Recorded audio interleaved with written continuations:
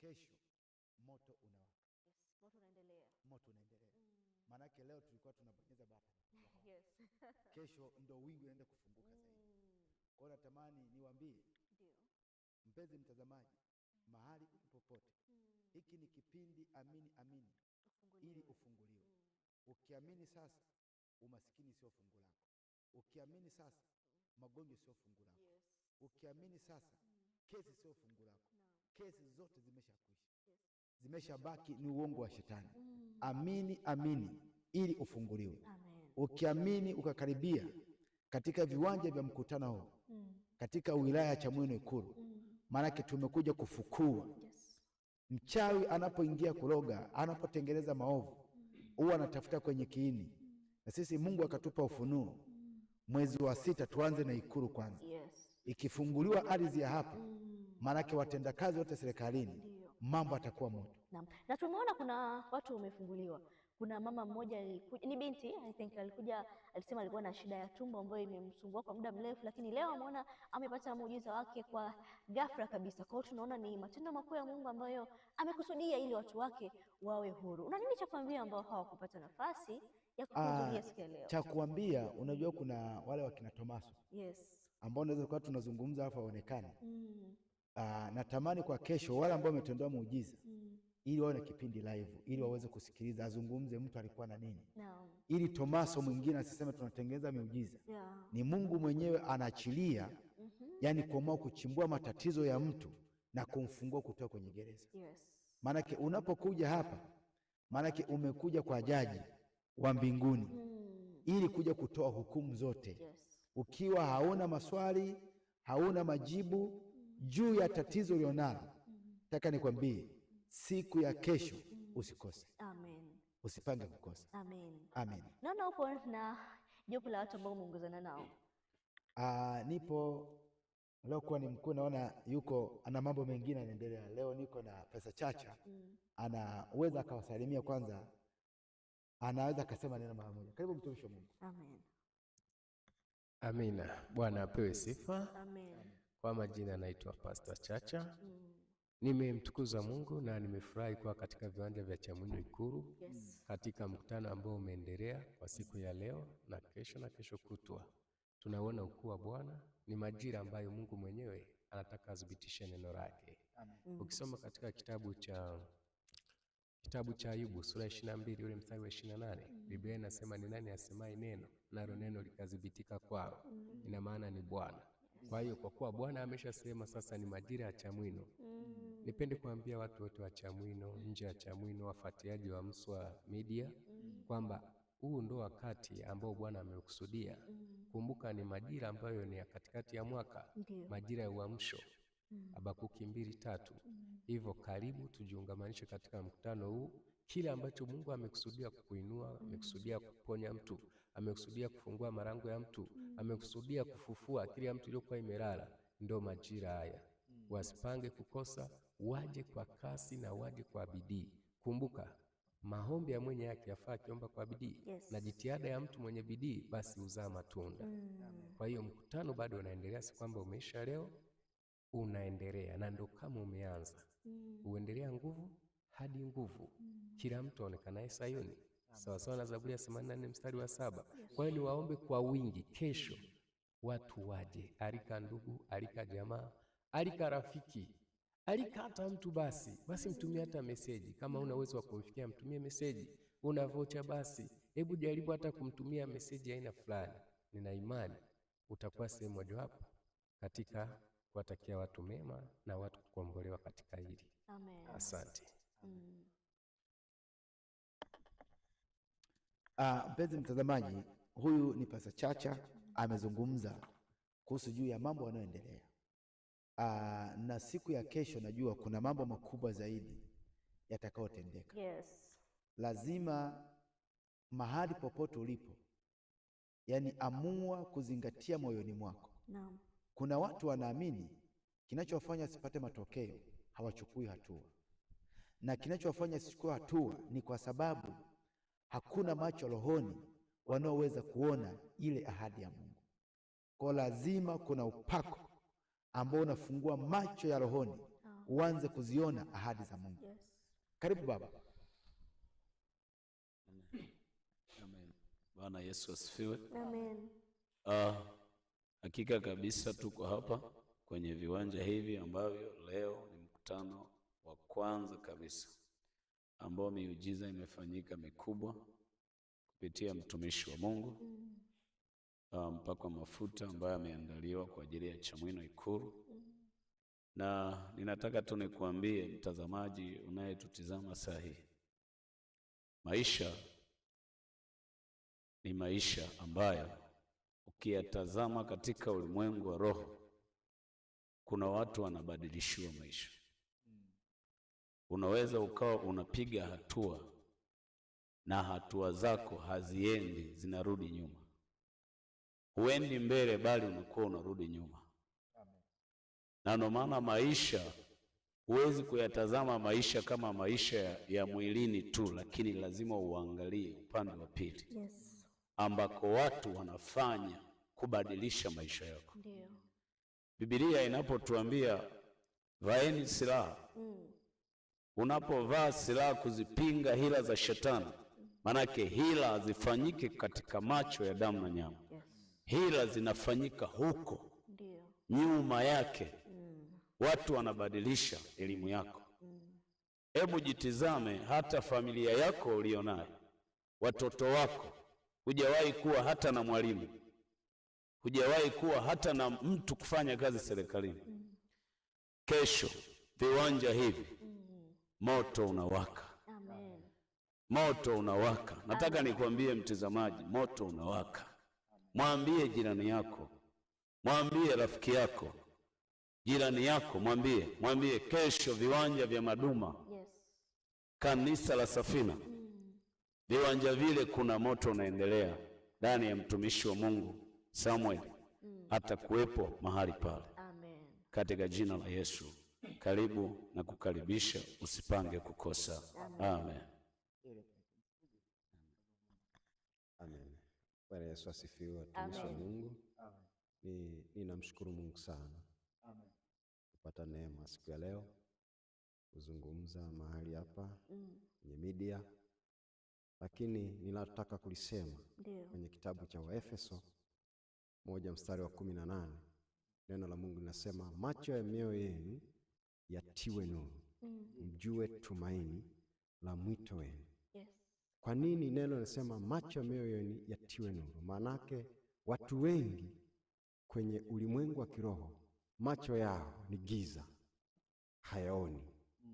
Kwenye giza hakuna elimu, kwenye giza hakuna mafanikio, kwenye giza kuna magonjwa, kwenye giza kuna laana, kwenye giza hakuna kitu chochote kinachoendelea.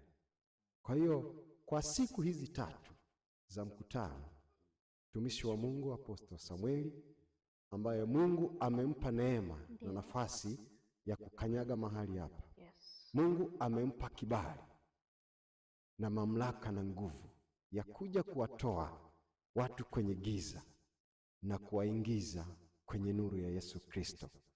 Penzi mtazamaji, ninakuomba, hii ni neema, isikupite. Ni neema, isikupite popote ulipo. Hata kama una kazi, umebanwa, umefanya nini, hebu naomba ujipenyeze. Shetani hapendi na wala hataki mtu yote apige hatua ya maendeleo ya aina yote ile. Ndio. Lakini Mungu amemleta mtumishi wa Mungu kuja kuwakomboa. Na mimi ninamshukuru Mungu, nimeona mkono wa Bwana ukiwatoa watu kwenye giza. Amen. Ukiwaingiza kwenye ufalme wa mwana wa pendo lake. Yes. Nimeona watu wakifunguliwa na magonjwa mbalimbali. Mapepo yanatesa watu, yamefunga watu fikra na akili, hawaoni ni nini cha kufanya. Lakini nuru ya siku 3 iliyokuja hapa Chamwino Ikulu, usiikose. Amen. Usiikose. Amen. Na siku ya kesho mbingu zinaendelea kufunguka, mbingu zinaendelea kufunguka, watu wanaendelea kufunguliwa, na wengine watainuliwa kiutumishi kwa viwango vya hali ya juu. Na mimi kama mtumishi wa Mungu Oscar Daudi ninasema ni neema ya pekee, ni neema ya pekee kuipata mahali hapa ya siku 3. Na mimi nasema mtumishi wa Mungu Apostle Samueli, Mungu aendelee kumwinua zaidi na zaidi, aendelee kumpaka mafuta na kumpandisha viwango vya hali ya juu. Kuna maelfu ya watu wanahitaji kufunguliwa kupitia yeye. Asante sana. Bwana Yesu asifiwe. Amen. Nataka niseme jambo moja. Ndio. Katika maisha ya mwanadamu, wakati tunaendelea ibada, kuna watu ambao wanatembea wana mizigo ndani yao. Kuna watu ambao wanatembea hawana amani ndani ya maisha yao. Ni kwa sababu gani? Maisha ya mwanadamu hayako nje. Maisha ya mwanadamu yako ndani. Ulimwengu wa kiroho. Unapomwona mtu amefanikiwa, maanake ndani ya ulimwengu wa kiroho kuna nguvu inayomwezesha kuweza kufanikisha maisha yake. Ukimwona mtu kiuchumi hasongi mbele, hapigi hatua, maanake kuna mtu amefanya overtake ndani yake. Ulimwengu wa kiroho, anajitahidi, ana nguvu lakini hakuna matokeo, ana elimu lakini hakuna anachokifanya. Ni kwa nini? Katika ulimwengu wa kiroho kuna mtu ameshakutime. Na mimi ninaposema mwezi huu ni ujumbe maalum, ni ujumbe wa kutoka kwenye kila magereza. Hakuna gereza lolote litakalobaki kwenye maisha yako.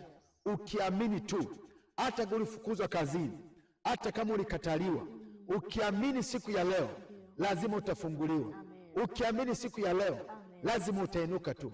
Hata kama ulizulumiwa pesa zako, ukurejeshewa, umeenda mahakamani, wametumia nguvu ya kipesa, ya kiuchumi, kutumia akili walionayo, lakini ukiamini leo msaada wa Mungu, hakuna mwanadamu anayeweza kuzuia. Amen. Unapoona kwenye andiko unaposema lile kitabu cha Matendo 16 mstari wa 19 anzia mstari wa 18, ili mtu aweze kuelewa. Kuna mtu mwingine, ndugu zake, yani wamekuwa wamejidamka kila siku asubuhi, nasikia baba pastor, yani kuna watu ambao wanafurahia matatizo. Kuna watu ambao wamepeana sifa za matatizo za magonjwa. Wanasema huu ugonjwa ni wa bibi, huu ugonjwa ni wa shangazi. Maanake wote wamekuwa mateka, maanake hakuna anayekataa. Ni kwa sababu gani? Wameibiwa, wamekuwa mateka, wala hakuna mtu ambaye anayeweza kutambua.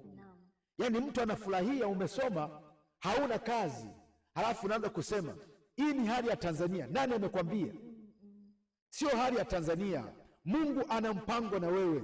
Ulipoletwa duniani kuna majawabu kupitia wewe. Shetani anacheza na hatima ulionayo.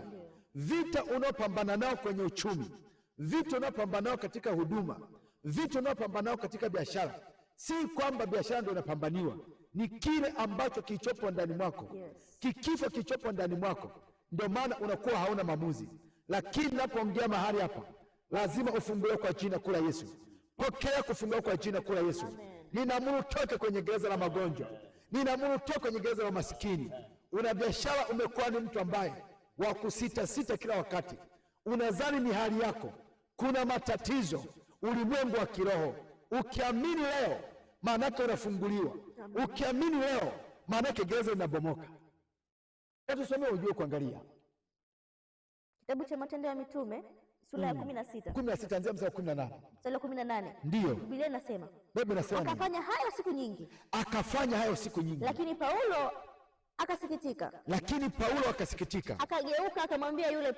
Akageuka akamwambia yule pepo. Na kuamuru kwa jina la Yesu. Kristo. Mtoke huyu mtu. Akamtoka saa ile ile. Mstari wa 19. Ndio. Basi bwana zake walipoona ya kuwa tumaini la faida yao limewapotea. Simama hapo kwanza. Kwa nini? Kuna mtu ambaye unafanya biashara lakini biashara haiendi. Halafu unajitia amani ya kidunia, zani hivi bwana, maisha ni mlima, kuna kupanda na kushuka. Nani amekudanganya? Maana kuna mtu ambaye anafurahia maisha yako. Kuna mtu ambaye anageuza magonjwa yako ni mradi. Au kuna kitu ambacho pastor, kuhusu jambo linaloendelea kupitia hili, ndio hawa wanadamu wajaribu kuelewa hichi kitu. Unajua neno linaposema ndio mtu anabadilisha hatima yako, manake anadhulumu maisha yako. Ndio. Kwa hiyo unaishi kwa hasara. Manake unaishi msukule. Yani unaishi tu, watu wanakuona ni mwanadamu unatembea, lakini kumbe sio mwanadamu wa kawaida. Yani unatembea mwanadamu, ndio tunasema, wengine wasema hivi, kuna watu wanatembea barabarani usizani ni watu, kumbe ni watu waliokufa, ni msukule. Unamwona mtu anatembea lakini unapishana naye, watu kusalimia, unajiuliza amechanganyika, kumbe ni msukule unatembea. Na Mungu amenipa siku ya leo, ninaamuru kila msukule lazima utoke kwenye gereza. Amen. Kila msukule lazima utoke kwenye gereza, urudi kwenye uhalisia. Kuna msukule wa kukosa mawazo, kuna msukule wa kukosa maamuzi, kuna msukule wa kutokujielewa. Maanake unapenda kufurahia kufanya mambo ambayo sio ya msingi, unaweza ni jambo la kawaida. Hebu tuangalie kitabu cha Isaya 45 mstari wa kwanza, ili mjue kuna mali ziko ndani ya chuma zimefichwa. Unajaribu kufanya biashara haitoki, maana kuna chuma zipo ndani. Kitabu cha Isaya 45 mstari wa kwanza, Biblia inasema ndio, haya ndiyo Bwana amwambiaye Koreshi, haya ndio Bwana amwambiaye Koreshi, masihi wake ambaye nimemshika kwa mkono wake wa kuume, ili kutiisha mataifa mbele yake, ili kuyatiisha mataifa mbele yake, nami nitalegeza viuno vya wafalme. Maanake Mungu analegeza viuno vya wafalme. Maanake ndio maana kuna mtu mwingine anaweza kusema nini, mbona huyu ana upendeleo? Mungu amelegeza viuno vya wafalme. Maanake vinywa vya wafalme hawatakuwa tena mamlaka. Mtu anapofunguliwa wanakuwa huru. Endelea kusoma. Ili kufungua milango mbele yake. Maana kuna milango imefungwa, Mungu analegeza viuno vya wafalme ili milango ifunguke. Pokea kwa jina kula Yesu. Amen. Endelea. Hata malango hayatafungwa. Hata malango hayatafungwa. Mstari wa pili. Ndio. Nitakwenda mbele yako. Nitakwenda mbele yako. Na kupasawazisha. Mahali palipokwaruza. Nitavunja vipande vipande. Milango ya shaba. Na kukatakata. Mapingo ya chuma. Mstari wa tatu. Nami nitakupa hazina za gizani. Maana subiri ya kwanza. Maana pasa chache unasema nini hapo? Maana kuna habari zipo lakini hauzioni. Shika mic kuzungumza pasa. Ili kwenye andiko useme nini unajua? Kuna habari zipo lakini zipo gizani. Unatembea hauzioni. Maana Mungu anapokutoa kwenye gereza, maana unaanza kuziona haki zako. Au unasemaje ni pasa chache? Ni kweli. Ndio maana Efeso 1:18 Biblia inasema dhahiri kwamba macho ya mioyo yenu yatiwe nuru. Kwa maana unapokuwa gizani huwezi ukaona haki yako. Na unapotembea katika giza, hata kile kilicho chako kinachukuliwa kwa sababu hujui kama ni chako. Na siku ukijua kwamba kilikuwa ni chako, basi hasira itakupanda zaidi. Unaona? Ndio maana ya andiko hili ni vyema watu waelewe kwamba Mungu ameshatupatia kila kitu na ameshatumbia kila kitu, ni yake yetu kuchukua. Lakini tunachukuaje? Unachukuaje haki yako wakati uko mateka? Kwa hiyo ili uweze kutoka katika mateka, ni vema ukaendelea kukaa katika neno na kupata ufunuo ili uweze kupata kile kilichoko gizani. Ukumbuke mtumishi wa Mungu anaongea katika ile Isaya kwamba nitawapatia hazina zenu za gizani, hazina zilizofichwa. Je, ni zipi hizo? Kuna maana yake hivi, kuna mtu ambaye naweza nikasema hivi, kuna mtu ambaye tuseme analima lakini ardhi ya uhalali imeshaondolewa. Analima kwenye jiwe. Yaani akipanda mbegu, maana yake mvua ikinyesha maji yanatilia kwenda kwenye mashamba ya wengine. Lakini yeye maana yake Mungu anapohusika anasema, nami nitakupa mali, nitakupa hazina zilizofichwa gizani. Hebu endelea kusoma. Mstari 3 unasema, nami nitakupa hazina za gizani na mali zilizofichwa.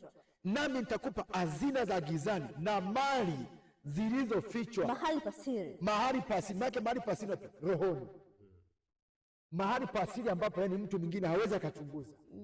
Wanakuona unatembea lakini mali zako zipo mahali pasiri. Ni nani mwenye kuzitoa? Ni neno la Bwana. Ni Mungu mwenyewe. Ndio maana akasema mwezi huu ni mwezi wa kutoka kwenye kila magereza. Hakuna gereza litakalobaki kwenye maisha yako.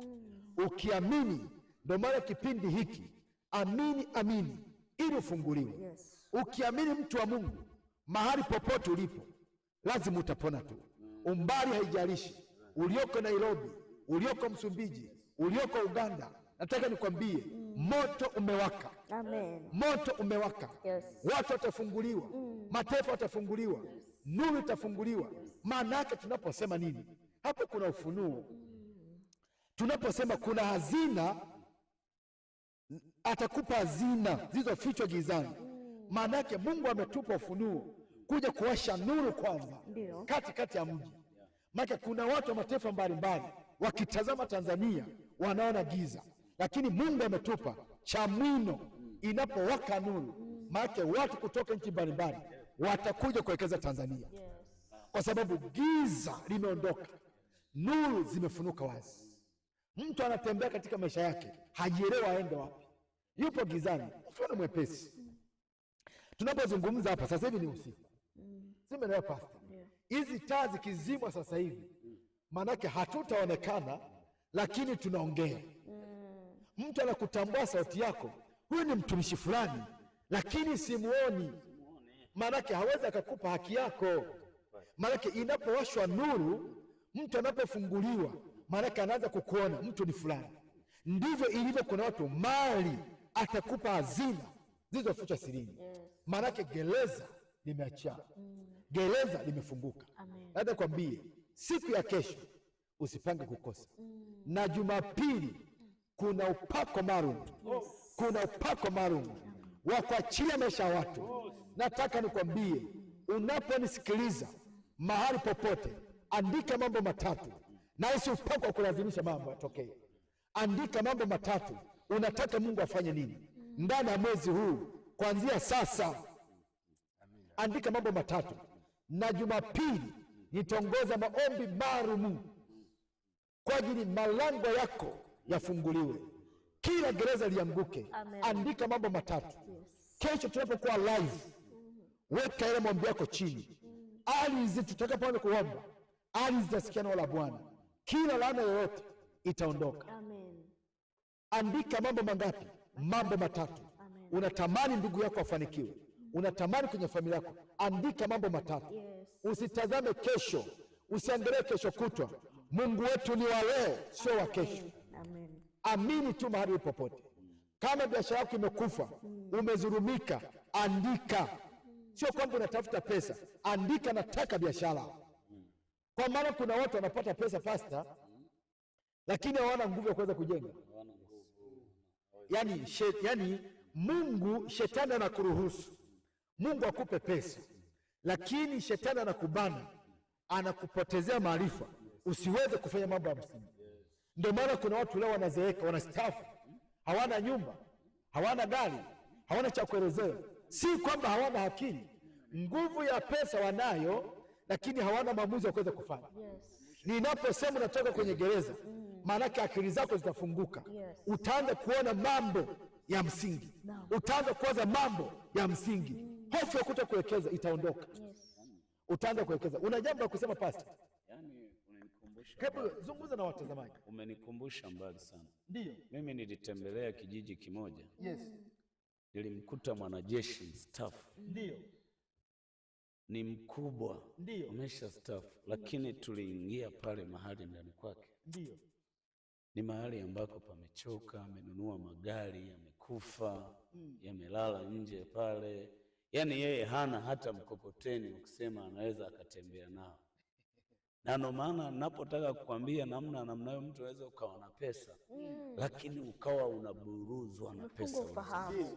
Maisha yako yanateseka na pesa unayo. Kwa sababu mali ulio nayo ni mali ambayo haikupi faida.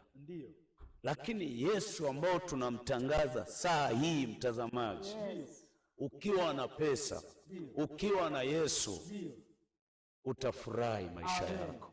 Hautateseka kwenye maisha yako. Utalala kwenye maisha mazuri, utakaa nyumba nzuri, lakini Yesu ukiwa naye, maisha yako yanaenda vizuri. Amen. Nataka nikwambie, mwana Chamwino, Msanga, Chilonwa, kila mahali unapotutizama, kesho moto unawaka. Amen. Kesho moto unawaka. Amen. usipange kukosa. Amen. Mpenzi mtazamaji, tunataka tukaombe ili tukuachie muda wa maandalizi katika siku ya kesho. Ili tunataka tukaombe. Tutaomba maombi machache tu mafupi sana kwa ajili watu waweze kuachiliwa. Labda kuna neno la kuweza kuzungumza pastor? Kikubwa ni kuwakaribisha watu, kuambia kwamba mkutano wetu unaendelea. Na kumbuka kwamba siku ya pili ni zaidi kuliko siku ya kwanza.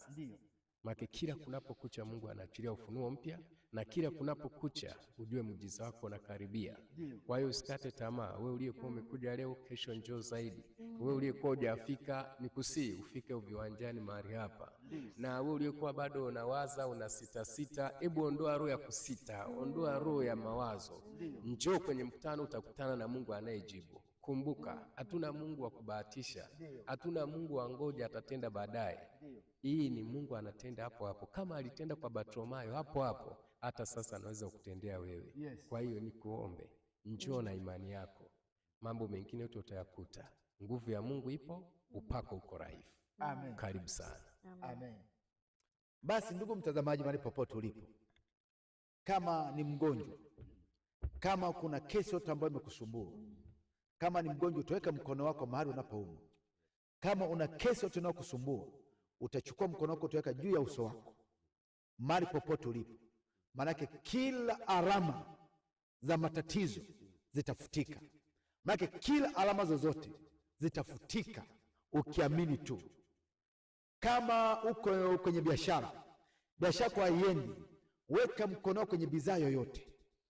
Weka mkono kwenye bidhaa yoyote. Tunaenda kuomba, kuna neema ya Mungu ya kwenda kufungua malango mengine mapya, ya kwenda kufungua maisha mengine mapya, ulimwengu wa kiroho. Lakini kesho usipange kukosa. Amen. Watumishi wa Mungu tukaombe. Baba, kwa jina kula Yesu, Mungu wetu uliye mbinguni, Bwana Baba, kwa jina kula Yesu siku ya leo, Baba tunakushukuru kwa ajili ya uponyaji. Baba tunasema asante kwa damu ya Yesu, katika jina kula Yesu. Lango lifungue kwa kila moja, lango lifungue kwa kila moja. Kila kesi yote kwenye maisha ianguke sasa katika jina kula Yesu. Uwe mzima sasa wewe, uwe mzima sasa wewe. Kila kesi yote kwenye maisha ninaamuru kila alama toka kwa jina kula Yesu. Kila alama futika kwa jina kula Yesu. Natangaza kwa jina kula Yesu kufunguliwa kila mahali kwa jina kula Yesu. Pokea uponyaji, pokea uponyaji, pokea uponyaji. Mungu akafanya wepesi kwenye